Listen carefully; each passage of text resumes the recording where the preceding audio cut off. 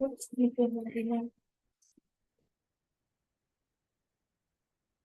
do this. Okay. Good evening, everybody. Welcome aboard. We are jumping in to our weekly learning, to re-strengthening, refocusing Torah session. And we have our 3 steps that we want to try and focus on. Number 1 being, of course, to figure out where we're up to. 1 second. Let's just do this. Good evening. Good evening. Let's just get. That's better. Okay.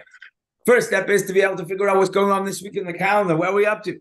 Number 2 is we're going to go into what's going on in the Parshah. What are we living with? And number 3 is going to be what's a practical, relevant life message that we can take from the times that we find ourselves in. And as the Alter Rebbe meant when he said, you've got to live with the times, you've got to look around what's happening and understand what the Eibishter wants and has in store for us and how we're going to better serve Hashem. So, what's going on in the calendar, if we start off with what happened yesterday.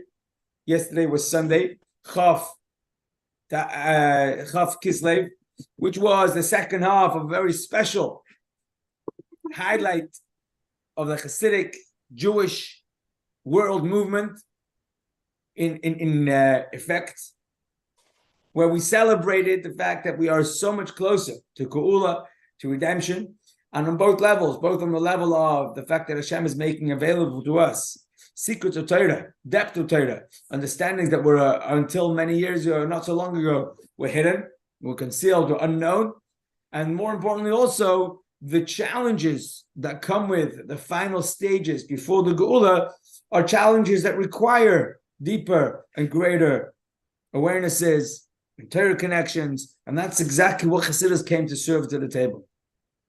So fascinating. What we learn is that sometimes we look around the world and we think to ourselves, the world is literally falling apart, and we tell ourselves, this is the plan. This is what the Eibishter wants from us. It's not falling apart. It's headed in a trajectory which is headed toward a good destination, and Hashem is giving us what it takes to be able to deal with it.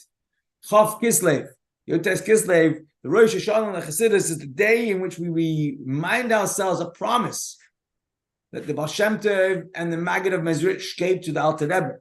And in turn, the Alter Rebbe told us that everybody who joins in the celebration of being able to break free from the accusations that were held against him in a positive way, and more importantly, to be able to get the backing that Hashem gives him for this way of life, is importantly uplifting us. It tells us that we can do it, especially when it looks like it's falling apart. It's exactly when a Chassidus comes and tells us that yes, we can, because this is where it is. So that's what we did yesterday and the day before, and we are cruising right along every single day of this week. Brings us closer and closer to the time of Hanukkah, which fascinatingly is a Jewish holiday which takes place particularly in the second half of the month. It's unique, it's uncommon, it's not very common at all to have a Yiddish Yom Tov, which starts and is launched past the halfway point of the month. There was a time in Jewish history where, not so long ago, where Yiddish people would refrain from getting married past the 15th day of the month. And the simple explanation is because on the first day of the month, the moon is very small, but it's becoming bigger. And the second day it grows bigger still, until the 15th day of the month, in which it's complete. The moon is in its fullest glory, in its fullest light, and that's the representation of, it is symbolic of the Yiddish people who were compared to the moon rising up. And then after the first half of the month, the 16th, 17th, 18th day of the month, as the moon gets smaller, they would refrain from having chasans during those times because it was almost like symbolic of the Yiddish people going downhill. In itself, Jewish people count, our calendar goes according to the moon, and that's because, like the moon renews itself, we also renew ourselves every month, and we renew ourselves as the Geula comes, there's renewal. But in recent history, across the board, weddings take place whenever and however soon they are halachically permissible, and we no longer limit ourselves to the first half of the month. More importantly, in Tafshin and Beis, a fascinating talk, Parshas Vayeshev, described how Yutas Kislev and Chanukah both are special dates that, unlike Shavuos, which is on the 6th and 7th day of the month, as it builds up, Pesach on the 15th day of the month, on the day of complete moon shining, and then the day of a symbolic Yiddishkeit on its glory, Sukkot, again on the 15th day of the month, Rosh Hashanah on the 1st day of the month, even Yom Kippur is on the 10th day of the month. But Chanukah starts on the 25th. It's almost the end. The moon is disappearing. That's where Chanukah finds itself. And equally, Yutas Kislev finds itself in the second half of the month. And the idea is that sometimes seeing less of the moon doesn't mean less energy. And it doesn't mean that we are further away from where we need to be. If anything, it's the other way around. And this is what Chassidus teaches us. Sometimes, as we get closer to the shining glory of the original source of Hashem himself, we no longer shine as individual, independent, separate beings, but our entire being is subsumed in and within the godly mission that we live for. So although we might not be as loud or on the front lines and the headlines as perhaps maybe some others are, but the godly mission that we live for absolutely is. And we are closer to that, even though we're not making our own independent headlines. Almost like, says the Rebbe in the Sikha, if you think of the physics of how the moon gets smaller, it's because the reflection of the sun doesn't shine on it on its own so much. But the reason why it's not shining on the moon so much is because the closer the moon gets to the sun, the more it gets blocked of being its own light. So the second half of the month is, on one hand, and for generations has been assumed to be symbolic of less energy, of Yiddishkeit, but actually with a bit of depth, we can appreciate that the second half of the month that may look darker is actually symbolic of a more godly mission. We are closer to the source. The moon is closer to the sun. And the moonlight obviously comes from the sun. And when the moon is coming closer to the sun, that in itself carries tremendous symbolism. And this is the message of Chanukah that we are gearing up towards. Chanukah in the second half of the month is the Yom Tov in which we celebrate night times. We celebrate in the dark times. And we see that clearly, that the menorah has to be lit at night. You can't light menorah during the day to fulfill the obligation. We do light menorahs in the day. If you have a public gathering in shul, they light menorah during the day. And if you go to you make a public menorah, a party, you make a menorah lit in the day. If they have a Jewish board meeting, they might put a menorah up to be able to mark Chanukah. But the mitzvah of Chanukah menorah is particularly when it's dark. And even though the menorah is lit to commemorate the rekindling of the menorah in the Beis HaMikdash and the miracle of the oil that took place in the Beis HaMikdash, and in the Beis HaMikdash, in the whole Hashem's house, they wouldn't light the menorah at night. The menorah had to be lit during the day. So whose idea was it to light the menorah that symbolizes the Beis HaMikdash menorah, yet in such a different manner? The Beis HaMikdash menorah had to be lit during the daytime before sunset, and the menorah of Chanukah has to burn at nighttime after nightfall.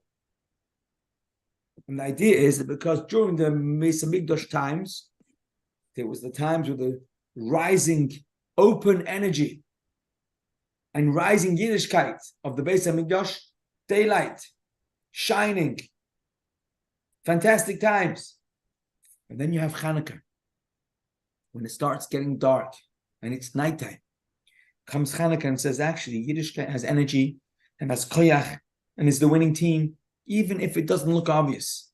This is the story of Chanukah, that when it's dark outside and it's already past sunset, we light the menorah and we have the light of Yiddishkeit and the warmth and the bright menorah shining.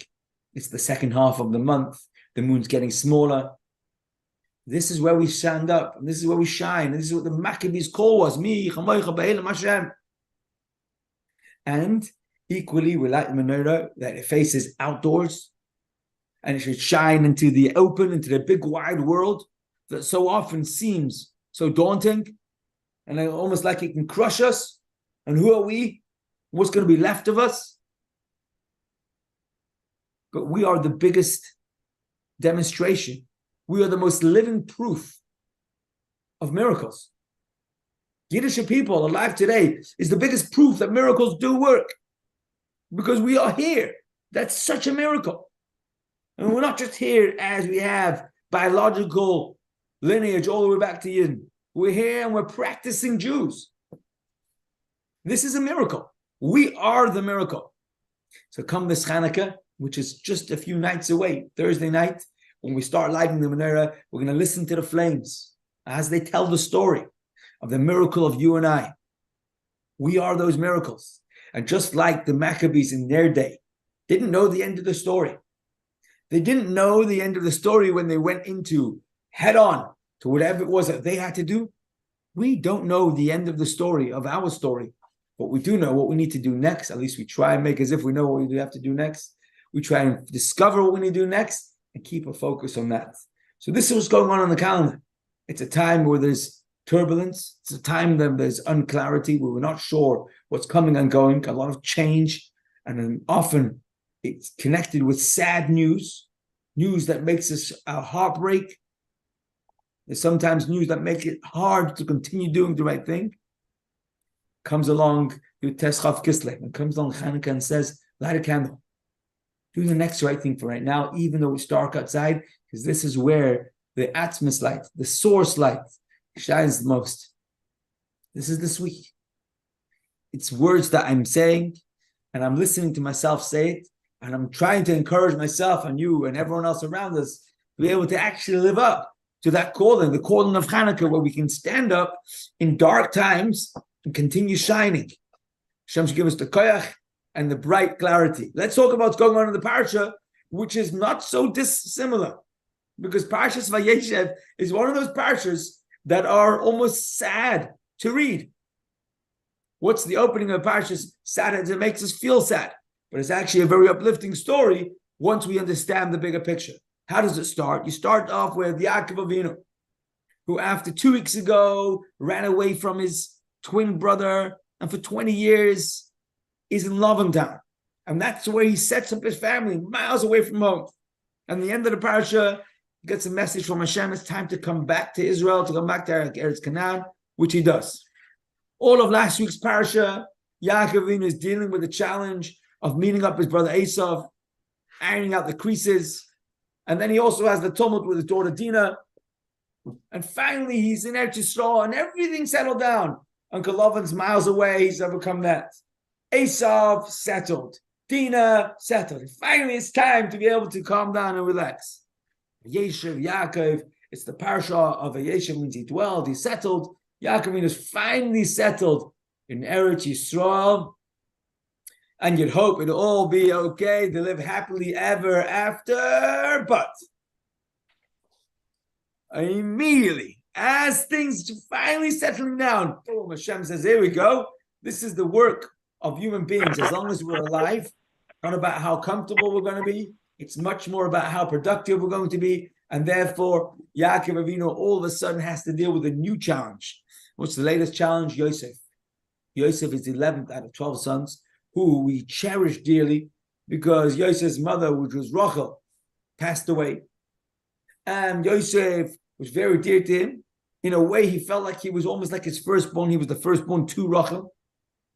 And Yosef would learn a lot. But unfortunately, the other brothers didn't necessarily appreciate the closeness that Yaakov had for Yosef.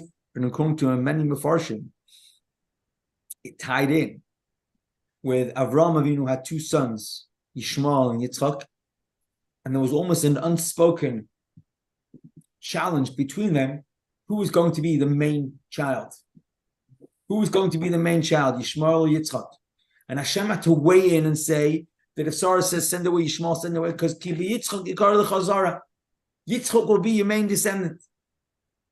Equally, you have, Yitzchak has 2 children, Yaakov and Esav. And who's going to be the main child? And even Esau, the gangster that he was, appreciated that there has to be somebody who's going to be even the main recipient of Yitzchak's goodness.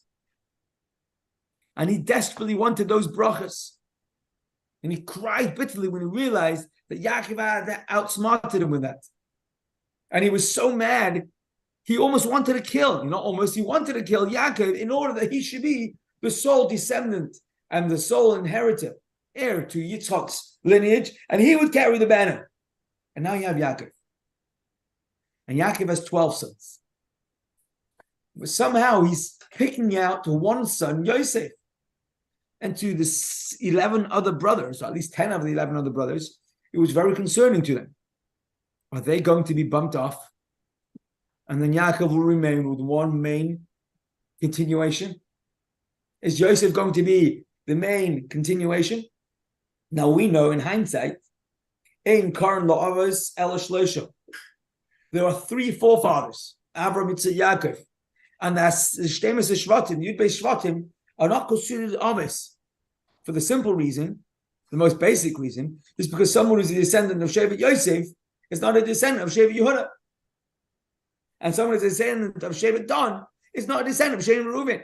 So therefore, their forefathers are different. And the only ones which are specifically them and only them are Avraham, Yitzchak, Yaakov. Everybody else in the future generations carries their own weight and has their own lineage. But Avraham, Yitzchak, Yaakov, these are the forefathers of all of Klal Yisrael. But our 12 boys were creating history at the time. We have the advantage of being able to look back. So whilst Reuven, Shimon, Levi, Yehuda, Yisachar, Zevulun, Dan, Naphtali, Gad, Asher, and Binyamin are growing up, and they watch how Yosef is being groomed to become the future heir of Yaakov, they were very disheartened. And perhaps for righteous reason. Or is it different Parshah claim? Maybe it wasn't so righteous, however it was. And the short of it was, they felt like Yosef is pushing them out. And somehow, they need to find a way to balance the playing field, to make sure that they don't get thrown out. And therefore, they were trying continuously to figure out ways to make sure that Yosef doesn't take their place. And that included when Yosef told them his dreams, that he was going to become the mighty controller, and they would come to bow down to him, it certainly didn't sit right with them. And as the story goes, one day Yosef was called to his father and said, Yosef, your brothers are all shepherding the sheep out there in the open. Why don't you go and check out how they're doing and come back and let me know? Now Yosef knew that it wasn't a really safe idea to go and put himself out there away from father's watchful eye at his tender age of 17 and put himself out there in front of all of his older brothers. But if father says, Hineni, here I am, off he goes. Sure enough, as he approaches, 2 of the main instigators, Shimon and Levi, already had a track record of being able to step up and do things in a brazen manner. They make a plan. They take Yosef. They throw him into a pit. First they were going to kill him. Then they throw him into a pit. Eventually they take him out and they sell him on. And Yosef gets sold down to Mitzrayim as a slave. In the meantime, they have to break the news to father. What are they going to do? They're taking off his striped coat that they had been jealous of. And they dipped it into goat blood. And they brought it to the father saying, look, this is what we found. And Yaakov concluded, clearly, Yosef had been devoured by a wild beast. And this was the coat covered in blood left over, which he thought to be Yosef's blood. And Yaakov cannot be consoled. He's broken beyond, his grief is enormous. And nobody can calm him down. And that's when the brothers realize what a mistake they've made. This is no small story. They've really made a massive, massive deal. One of the things that takes place is they start taking stock of what happened and how it worked out. It happened to be at that time, Yehuda, although he wasn't the oldest or the second, he was the fourth. Yehuda already then was like a leader amongst them. Eventually, Yehuda becomes the great-grandfather of David HaMelech and the Davidic dynasty. But at the time, Yehuda realizes that at the end of the day, although he wasn't necessarily the only instigator, but he was a key player and therefore keyly responsible. And he decides it's time for me to stop being the responsible leader because I wasn't responsible. And then he moves away from town, almost in an effort to do teshuvah. And that's where a very interesting story plays itself out. The story of Yehuda and Tamar, which is a long story of how Yehuda goes into business. And he marries and has 3 children. And he marries off his first son to a girl called Tamar. And unfortunately, his son didn't behave the way Hashem wanted him to. And he did things that cost him a punishment from Hashem where he died. And he died young without children. And therefore, the laws of Yibum, a levirate marriage, where a brother of the deceased husband takes in the widow, so that she shouldn't be left without family, and that she should be able to build up a family in the name of her late husband. And that's what he does. Yehuda's second son takes in Tamar. And Yehuda's second son also doesn't behave appropriately and passes away. And now Tamar once again is a widow. And according to the rules, is supposed to be taken in either by the third brother, who was still young, or by a different family member, which could be the father-in-law, Yehuda. But at this time, Yehuda realizes, hold on one second, 2 of his sons have died living with this woman. He's a bit weary marrying off his son to her, his third son. This is his third son. He's also perhaps going to die, and therefore he refrains from giving to her and pushes her away and tells her, yeah, come back when he's older. It's not the right time. Tamar happens to be an enormous tzedekah, a very, very righteous, pious person. She knows that Yehuda's playing a game, and she insists on having children from the family, and eventually sets up Yehuda. Interesting how Rashi points out this was by design by Hashem, to be able to make sure that she gets pregnant from Yehuda. Now how the story goes, she stands on in the travel fork in the road, and she entices Yehuda. And Yehuda says, she asks Yehuda for a collateral for payment, and he gives her his personal items, a signet ring, his staff, his coat. And later, when he comes, he sends back his messenger to pay her, she's no longer there. Eventually, when word gets out that this daughter-in-law, Tamar, is now pregnant, and according to Yehuda's understanding, Tamar is supposed to be waiting to marry Shelah, the third son. So clearly she's misbehaved. She's been unfaithful in a time where she's supposed to be waiting for a son. This is exactly what Yehuda was hoping for. He now had an excuse to not have to marry his son off to a woman who's been unfaithful. Yehuda, being the rabbi that he was tasked with the job of judging her case. And therefore he says, judging her case, if she's been unfaithful, she deserves the death penalty. And the tzedekah, the righteous person that Tamar was, she says she's not going to argue back. She's just going to send a message to Yehuda. What does she send as a message to Yehuda? The 3 personal items that she had in her possession. And she says a message to Yehuda, whoever owns these items is the father of the unborn children. Yehuda understood right away that he has now an opportunity either to make as if he doesn't know what she's talking about, or to own up. Yehuda famously replied, Tzadka Mimeni, and he saved her life and the life of her 2 unborn twins, one of which becomes the great-great-grandfather of David HaMelech, Peretz. And Peretz becomes therefore the great-great-grandfather of Mashiach, Bezos Hashem, Meir Yigalim Kiratzit. And this is one of the fascinating interlude stories that take place about Peretz and Zerach's birth, the twins that were born to Tamar and Yehuda. And then the story of the Parshah goes straight back into what we left off. Because whilst Yehuda had moved away, Yosef was still sold into slavery. And the story continues. Where is Yosef? He's down in Mitzrayim. He's down in Mitzrayim, miles away from home. Nobody knows where he is. His family don't care about him. I mean, his father certainly cared about him. His brothers not only didn't care about him, they sold him into slavery. And here he is at the young age of 17 years old, miles away, should have been absolutely broken with nothing going his way. Yet, whilst he's there in Potiphar's house down in Mitzrayim, he makes sure to never give in, never give up. So much so that the Torah calls him the successful person. If I'm not mistaken, it's the only person throughout the whole Torah ever used, ever given this title, Ish Matzliach, the successful person. Who was successful? Yosef, as he was a slave in a foreign land with all those who should have cared about him, not caring about him. And as a young kid, had every reason to break down, yet his success was that he continued to look for, what can I do today? How can I make today meaningful? Very often we think of success as somebody who's very talented.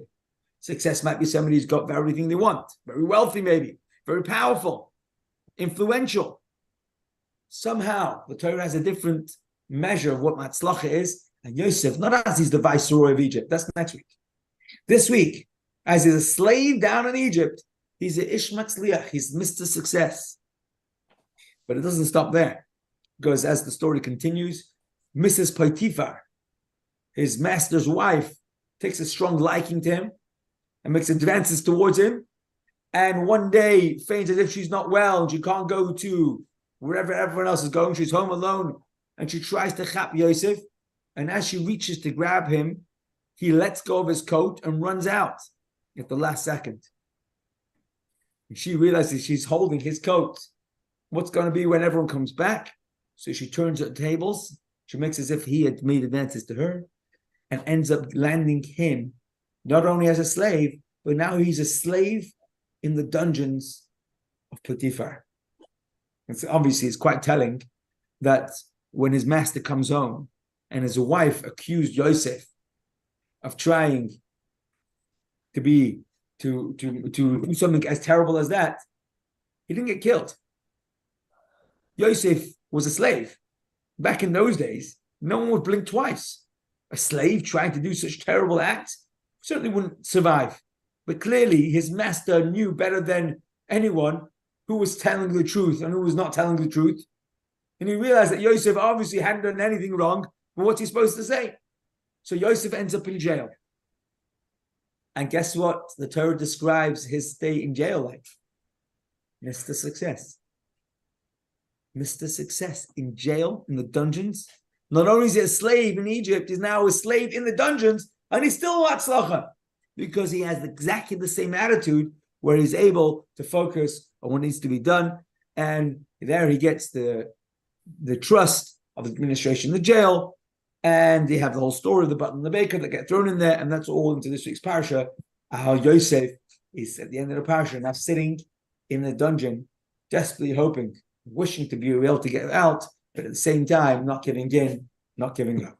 So Parshas Vayeshev, reading the story in this section of the story, could easily make a person, it breaks our heart to think about Yaakov in his pain, think about Yosef's pain, to think about this poor kid being sent down into the dungeons, to think of Tamar, what she had to go through. But each part of these little moving parts of the story all feed into the story of our people being developed, the story of bringing the Jewish people down into Mitzrayim, because now that Yosef is down in Egypt, eventually his parents or his father and his family are going to come down to meet him and going to stay down in Egypt because he was there ready and set up. And that's going to be the precursor, the beginning of having the Jewish people down in Egypt, which will become the beginning of the slavery, which will then become the beginning of the redemption, and a whole new, entire, greater, a newfound level of people that have completely been transformed in the hardships of the slavery. So although this week's parasha seems really sad, and there are many points that are sad, there are also a lot of highlights in this week's parasha, different demonstrations of tremendous courage and faith. But the parasha is the beginning. It's the story that we don't know the end to yet. Those players who are playing in this story are key players perhaps don't even realize how essential their roles are. But it's an example of the Hanukkah story. It's an example of the story of being in the darkness. And it looks disastrous. Yet we know we have to do the next right thing. In the words of Hanukkah, we have to be that shining light. In the words of the Parshah, we have to be Ish Matzliach. We need to have the success of being able to try and retain as much focus as we can, as often as we can, without getting caught up with what's going on around us. This is what's going on in the Parashah. In itself, we've already done quite a bit of life lessons, but I would like to now borrow this concept. I'll put it into something that the Sikha describes, and it's about living in the moment. Let's do this picture. Where's it going? Let's see if we can get this on the screen. Oh, here we go. So this picture is supposed to be that the kids, the boy and the girl, sitting on the couch, and their mother is sitting on the couch with them. Maybe it's during vacation time. Yet somehow, what's going on is that the kids are begging the mother for trying to catch her attention, and between them and her face, there's a small black device, and the device is popping out all sorts of stuff around. And the caption is Leah and her husband Moshe are preoccupied with other things while on vacation with their kids. What's wrong with the scene? So the question, the way it's asked, the thing, I mean, obviously it's a good idea to be able to speak to your kids when you have time, or to make time to speak to your kids. It's also a good idea to be able to get a lot of things done in the appropriate time. Imagine this wasn't the picture. Imagine you went to a wedding. And as you come to the wedding under the chuppah, there's the bride and the groom, the chassan and the kala. And the chassan is very, very tech savvy. He's very, very good at, gadgets and stuff. And he's arranged to be able to have his cell phone, his mobile phone, and he's taking selfies of himself and his bride, his kala, under the chuppah. Good thing, not good thing, recommended. What's your opinion? Terrible thing. Terrible. He's taking pictures of such an important time. Under the chuppah? Never. Why not? It's not Muktzah.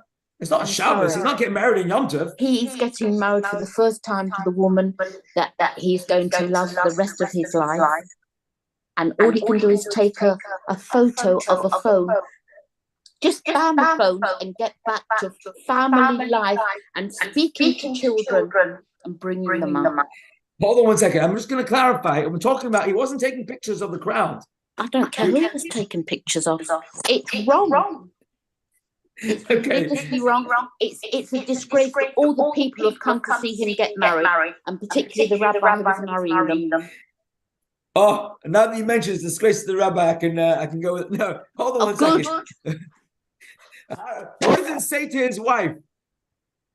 He thinks more of taking a picture under the chuppah than he does with the beautiful lady that he's going to marry and be joined to. This is his shirt. Why does he want to take pictures?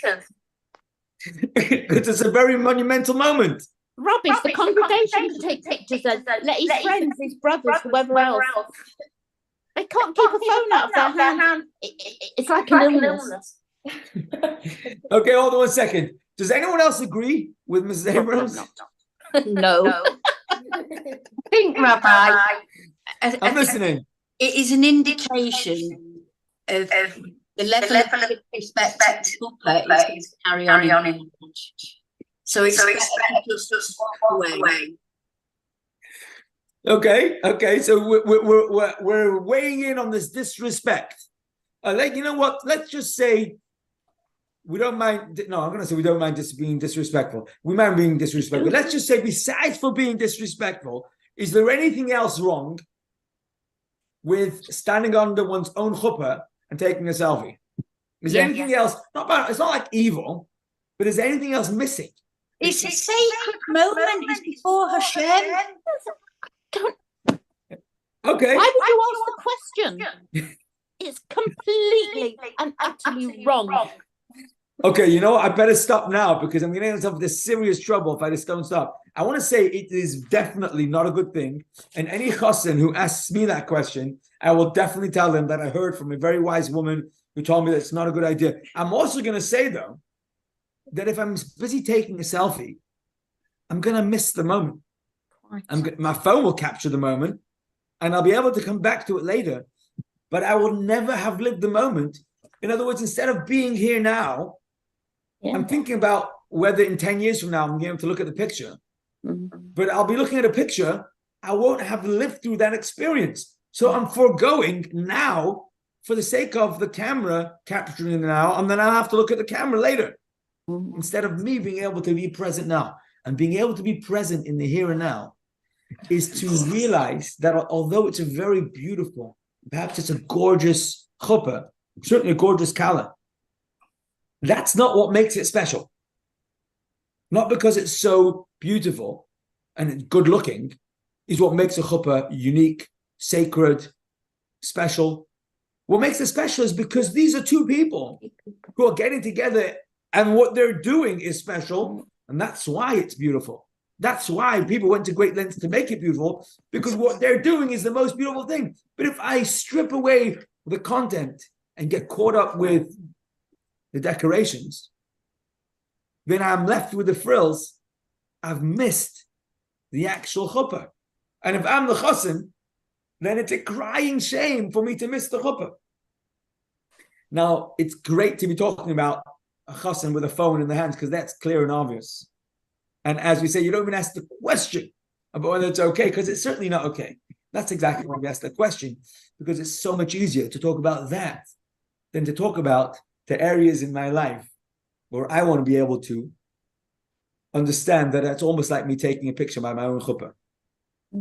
Because what we're about to learn is that Vayeshev, in this week's Parshah, when he was thrown into the pit, before he was sold as a slave, the Pasuk wants us to understand a message from Vayeshev. And actually, it's the same message that the Maccabees asked us to take from the Hanukkah story. And the message is not just to win the Hanukkah miracle, and not just for Vayeshev to be able to achieve what he needs to achieve, but it's the same message for the chassan under the chuppah, for Vayeshev, for the Maccabees, and for us on a regular day.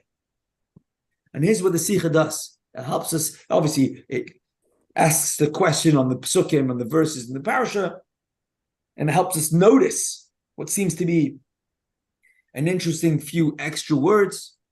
And by explaining to them, we gather such a powerful, useful day-to-day tool that encourages us to not get caught with the trappings, the frills, and the decorations of life, be able to see what's really important. And specifically, the example used is Yiddishkeit, mitzvahs and Torah.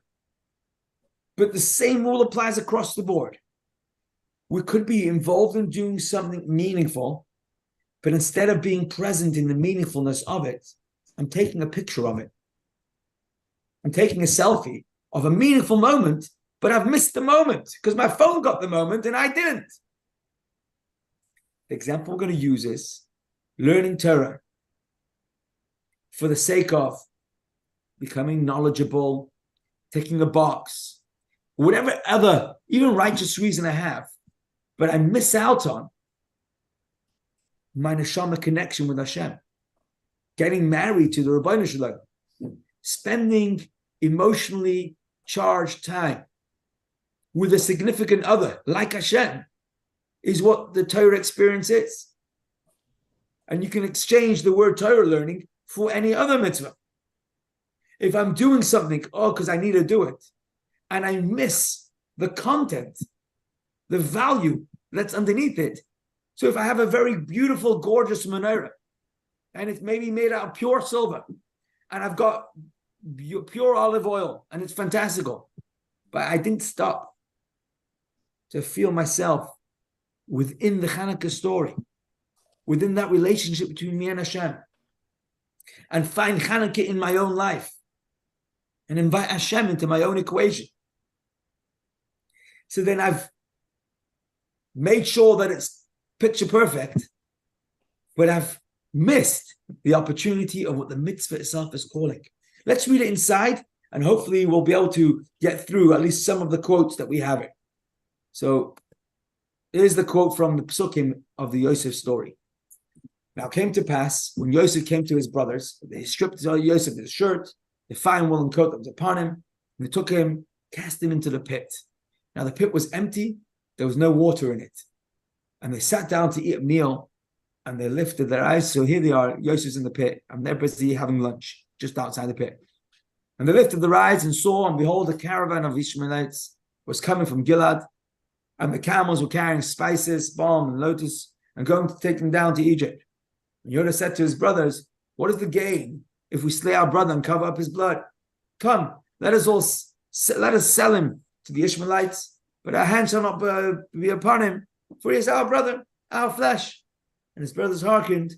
Yehuda, being the person who called a lot of the shots, and they listened to Yehuda. Yehuda said, sell him instead of killing him. Agaret, they agreed. What's the next pasuk?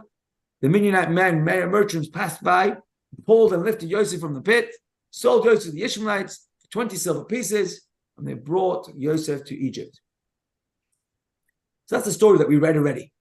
Rashi wants us to note that there's an interesting added word in the quote, and here he quotes from a Gemara, where the following quote is as follows. He says, the pit was empty and there was no water in it. That's the quote. The pit was empty and there's no water in it. It says that the Gemara, and Rashi quotes it, it says the pit was empty. Well, if it was empty, then obviously there was no water in it. Since it says now it was empty, do I not know that the Torah, that there was no water in it? For what purpose did the Torah write there was no water in it? Question mark. What's the answer? To inform us that there was no water in it. There was something else inside. The place was full of snakes and scorpions inside. So, where do we know that the pit was full of dangerous reptiles, snakes and scorpions inside of it? It doesn't say so clearly, but it implies in the written text. In the Torah Shel Vapeh, the oral Torah helps us understand what the Torah is referring to. The notebook that Hashem gave to us refers and reminds us that this pit didn't have water in it. It had snakes and scorpions in it. It was a very dangerous place for Yosef to be. So besides for starvation and not having water, it was a matter of time before any human being in such a pit wouldn't be alive anymore. And that's why Yehuda says, let's not leave him there and let him die. Let's take him out, because if we do leave him there, he's certainly not going to remain alive. But this is the idea. The Pasuk wants us to understand how dangerous situation Yosef was in. And how does the Torah tell us? It doesn't have to say it was filled with snakes and scorpions. Just by saying there was no water in it, we already understand that it was filled with snakes and scorpions. Now, the Hasidic take on all this is that, of course, you got the literal understanding that there was a pit in a desert, and Yosef was physically thrown into a pit. But that's on the basic level.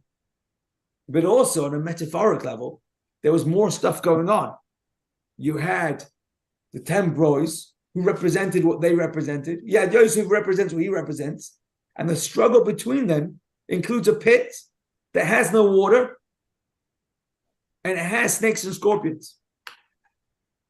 And in a nutshell, we're going to have to speed through this a little bit.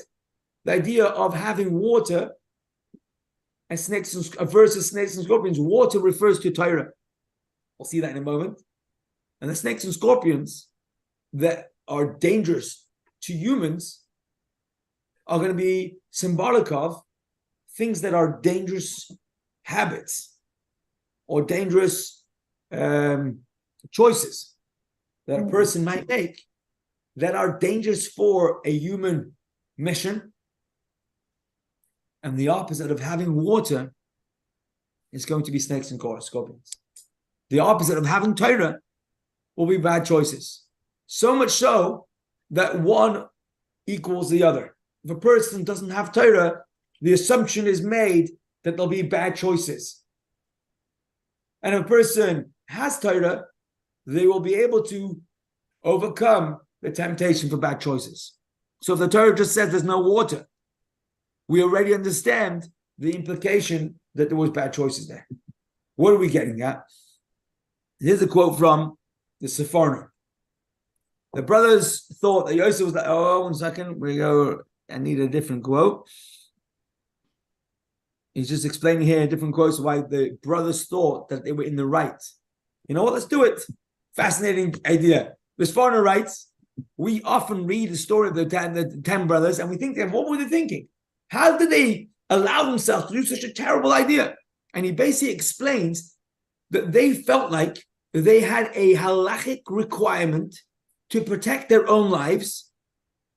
And in order to protect their own lives, the only way they could do that was by making sure that Yosef would not be able to be a danger to their lives. They felt threatened to their life with Yosef, and therefore they took measures to make sure that either first Yosef would be killed, and then they realized that they could protect their own lives without killing Yosef. They went for that. But really, they felt like they had halachic backing to make sure that they sold Yosef, or at the beginning even to kill Yosef, because they felt like he was a threat to their life.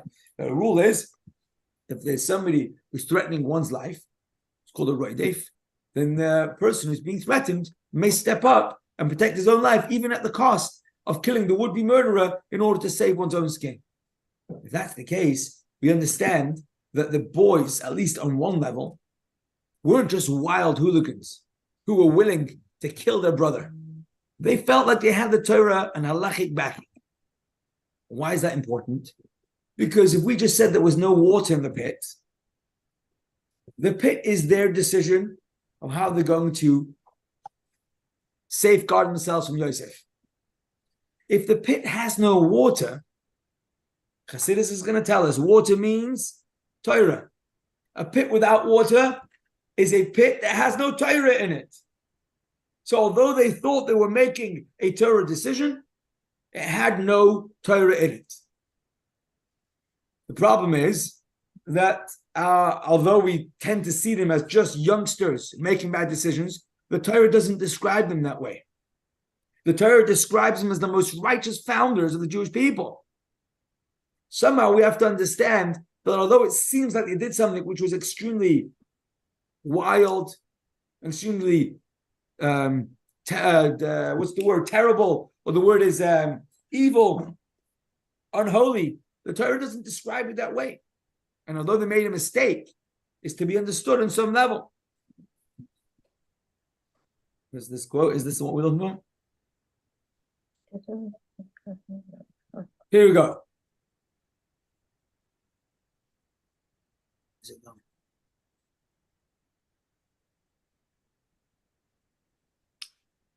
Oh, there we are. Quote from the Talmud. This is what we're looking for. We'll go back to the slide in a second. Rabbi China bar Idi said, matters of Torah are compared to water, as it says in the Pasuk, everyone who thirsts come for water. This verse tells you that Torah is like water. Torah is compared to many things. Which part of Torah is compared to water? In what way is Torah and water similar? And in this week's Parshah, we say that there's no water in the pit. Refers to that there was no Torah in the decision. Says the Gemara, just as water leaves a high place and flows to a low place, so to a Torah matter is retained only by one whose spirit is lonely. Humility. Person wants to study Torah. If they have humility, they'll be able to get it. If they don't have humility, they might become great academics. They might be able to become a big scholar in Torah thoughts, but they haven't yet begun to discover the Torah, because the Torah is only received with humility. The comparison to that is water. Water comes from the skies and falls as rain. Comes down the mountains, comes the rivers, the seas, and the oceans. The starting point of the cycle, the way it comes to our planet, is the rain and from above. More importantly, or more specifically, if you have a bottle of water and you pour it, the water will go down from a higher place to a lower place. And the lower it goes, the lowest place it can go, that's where it will gather.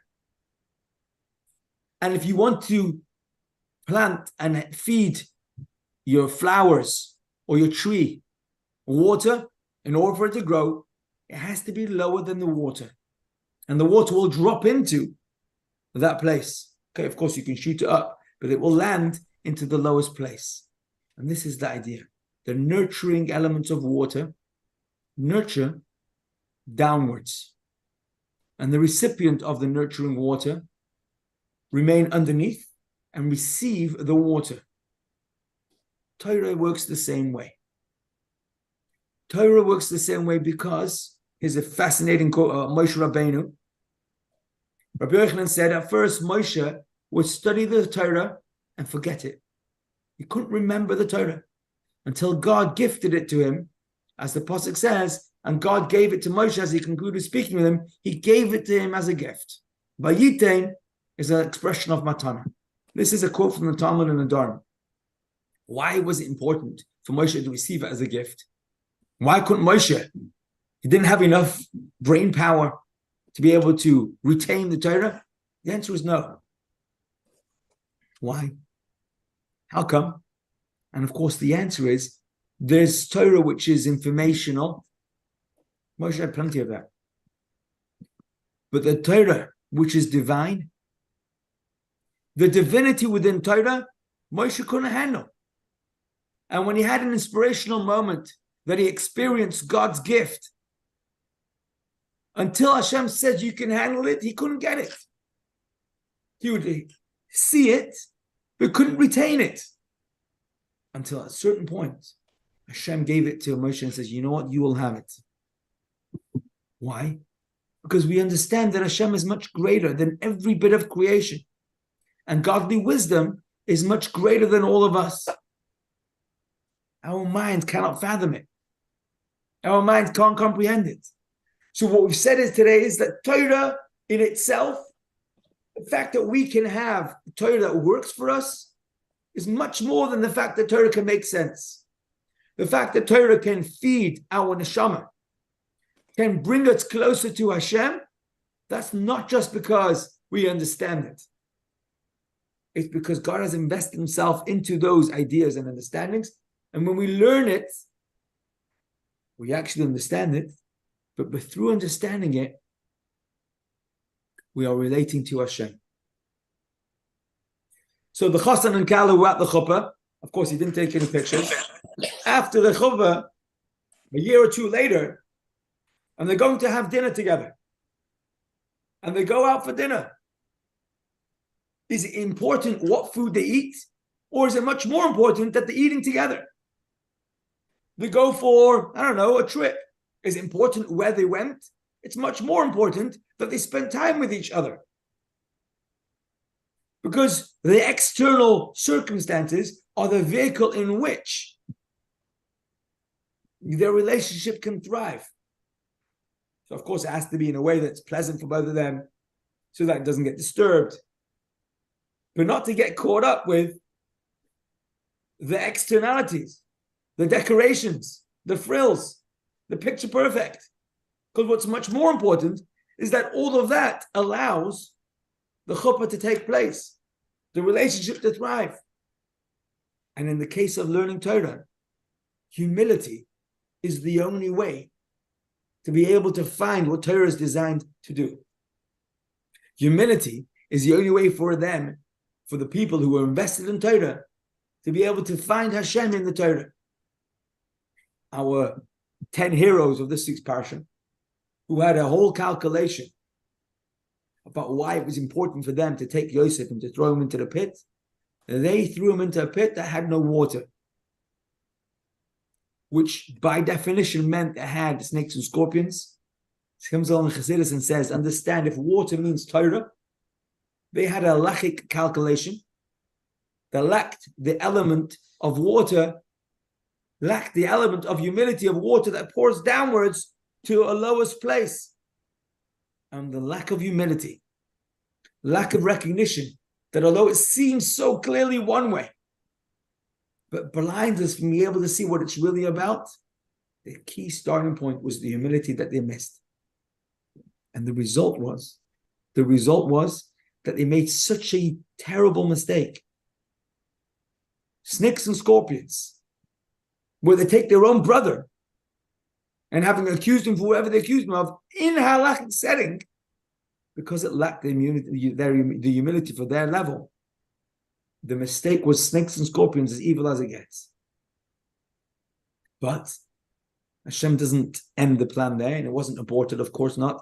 That becomes the catalyst for the next step and level.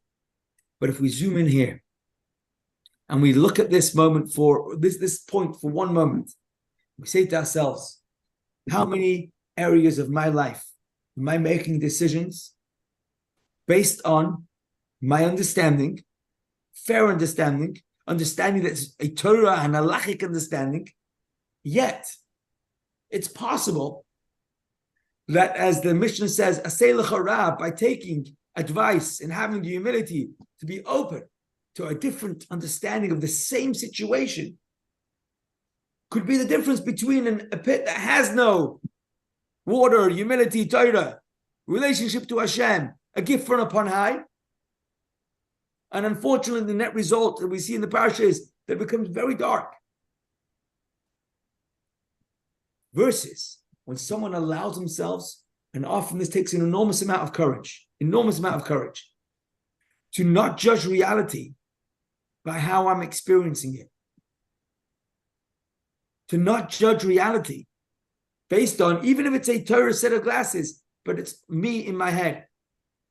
And instead allow myself to be open, to hear from somebody else, or to choose to be a response that I wouldn't have done naturally. Perhaps to be happy even though it's a time of sadness. To be optimistic even though it seems so disastrous. Or whatever else it is. To not be worried even though there's so many anxious things going on. To have hope and faith. But that takes courage. And not just courage, it takes the humility, the humbleness, to be able to accept that perhaps there's another perspective.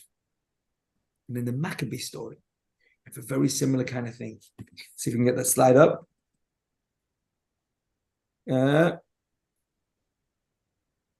This is the one that tells us about having humility will make space for him in relationship with God and his wisdom. And that's the first step. Where's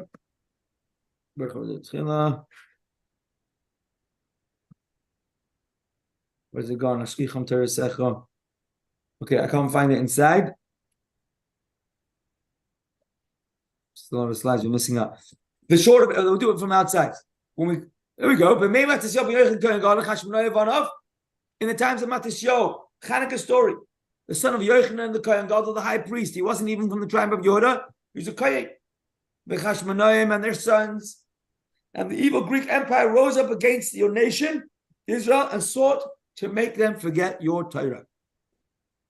So, clearly, the Greeks didn't want us to be learning our Torah. But we know that the Greeks were extremely great philosophers, and actually, historically, they really appreciated the wisdom of Torah, including Talmud. Yet, at the same time, their efforts were to help and to force the Jewish people to forget Hashem's Torah. The emphasis is on the fact that it was God's Torah, the fact that it was godly. And as the Sicher says very clearly, the Greeks waged a spiritual war against the Jews. They weren't interested in genocide, but rather the primary goal was to make the Jews abandon the Torah of Hashem. Their entire battle was aimed against the idea of Torah being from God, the godliness of Torah, as well as the idea of mitzvahs as God's desire. They agreed that Torah was a remarkable and wondrous intellectual property. After all, the Greeks were great scholars themselves, and they were able to recognize the great wisdom contained in Torah's laws. What they opposed was the notion that it's God's Torah, named the sanctity of Torah. And this is the key. When we realize that our personal life, whatever I'm struggling with, whatever it is that I'm going through, isn't just a side point. That is the more calling, the life mission that I was born to live through. And therefore, there's tremendous depth in what I am living through. My life is an expression of Hashem himself, designed by Hashem, with the skills and the tools and the talents, and the challenges and hardships and the reality, all designed by Hashem. My choices are the sacred choices. That's step number one, to realize that my life is the Maccabees' life. And then step number two, to say to myself, well, if that's the case, I should try and find out, what does Hashem say about what's really going on in my life? And even though it seems like I understand what's going on, what does Hashem say is going on in my life? And that humility of being able to open myself up to ask, what does Hashem say about what's going on in my life? That's the key. That's the key to inviting the waters of Hashem, the brachas, but more importantly, the relationship of Hashem. So instead of taking a selfie of what's going on and be able to describe what's happening in my life with a picture, it's not about describing. It's about delving into the moment and finding Hashem in this moment, recognizing that it's Hashem that's here, and then asking myself, what does Hashem say in this story? So when we talk about a chassan taking a picture, a selfie in the chuppah, obviously you wouldn't do that. Now the question is, can I do the same thing in my chuppah? Today, tonight, tomorrow? Can I invite myself to discover Hashem in my own personal journey? Or am I not to stand there with a selfie? Just get rid of your phone, you'll be able to discover a lot more. Let me tell you, unfortunately, my phone isn't just a black device. My phone is my eyes. It's the way I see things. And then letting go of how I see my own life and being able to invite in Hashem's perspective, not easy. But it's if there's so much Torah to learn on the phone, it's not like reading in a book and discussing it with somebody and speaking about it. Absolutely. It's not the same. And there's so much you can get on the phone. It's horrendous because you're just asking people to look at a screen, and where is the report in looking at a screen? You just take it for what it is, and that's wrong. It's better than nothing. It's better than nothing. Oh, okay then. I'm still not getting one. Okay. Oh, I want to just say to next week is going to be Hanukkah. I might struggle to do the kashir. Okay. I'm going to try and come on, but I can't promise I'll be here. But either way, I wish everyone a very happy Hanukkah, a lichtige Hanukkah, a warme Hanukkah. If you know anybody who might not have a menorah set, please let us know, and we will be able to share. There's plenty to go around. Also, I want to say that on Thursday this week, there'll be a menorah lighting in Tesco. On Motzei Shabbos, there'll be one in Adas Yisrael. On Sunday, there'll be one in Manchester City Centre. And then on Thursday, the following Thursday at Maccabi, we'll also be having one. The Nishmas, a Yiddish soldier who unfortunately fell in battle in Kazan. Hashem should bench everyone lichtige, freiliche, happy Hanukkah. And the main thing is we should have the courage to be able to live up to our life mission so that we can have the ultimate goal, take of miyad. Thank you very much, everyone, for joining.